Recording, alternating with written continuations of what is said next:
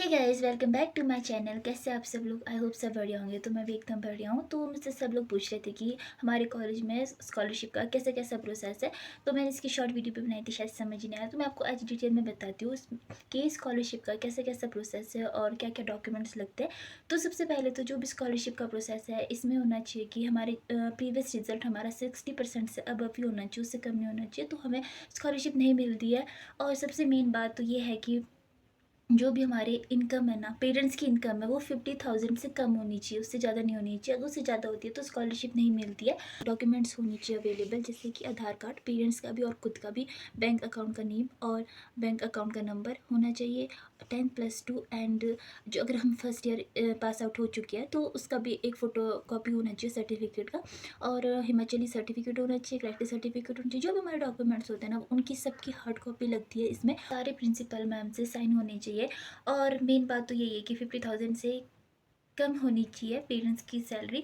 और उसके बाद जो जो हमारे फॉर्म उसमें अटैच होते हैं, जैसे पासपोर्ट साइज़ फ़ोटो होना चाहिए, उसमें अपने साइन होने चाहिए। और स्टूडेंट का नेम हो गया, फादर मदर का नेम हो गया। और अगर इनकम है जो 50,000 से कम है, तो उसका एक फॉर्म अटैच होना चाहिए कि 50,000 से वो कम है। और जो जहाँ पे भी वो जॉब करते हैं वहाँ उस ऑफिस के साइन होने चाहिए, स्टैम्प होनी चाहिए। आधार कार्ड की फ़ोटोकॉपी, पेरेंट्स की भी और खुद की भी, और 10+2। और जो भी अगर हमने फर्स्ट ईयर पास आउट कर चुके हैं तो उसका भी एक फ़ोटो कॉपी लगती है, जो हमारा सर्टिफिकेट होता है खुद का।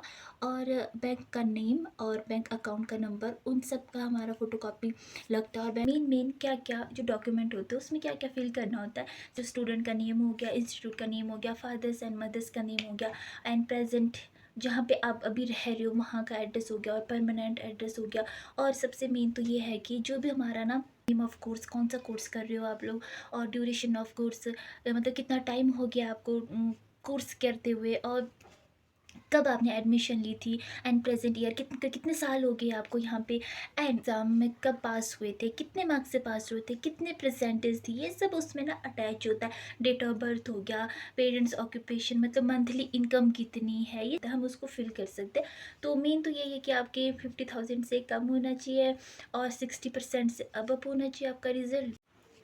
आई होप आपको ये समझ आया होगा। अगर समझ नहीं आया था तो आप मुझे कमेंट करके पूछ सकते हो। अगर कुछ भी पूछना है तो मैं जितना मुझे पता था मैंने आपको बता दिया। और बाकी अगर मुझे कुछ नहीं, मैं भूल गई हूँ, तो मैं आपको बता दूँगी और आप मुझे कमेंट करके पूछ सकते हो। और जल्द ही मैं हॉस्टल टूर भी दूँगी। मुझे आप लोगों को हॉस्टल देखना हमारा, पर हमारा हॉस्टल बहुत छोटा है, तो यहाँ पे एक ही बैच आ सकता है। शायद मे बी जो फ्रेशर है वो दूसरे हॉस्टल में रहे, पर अभी कुछ पता नहीं है। तो मैं हॉस्टल टूर की वीडियो भी जल्द से जल्द दूँगी। आजकल ड्यूटीज़ है तो मैं ज़्यादा बना नहीं पा रही हूँ।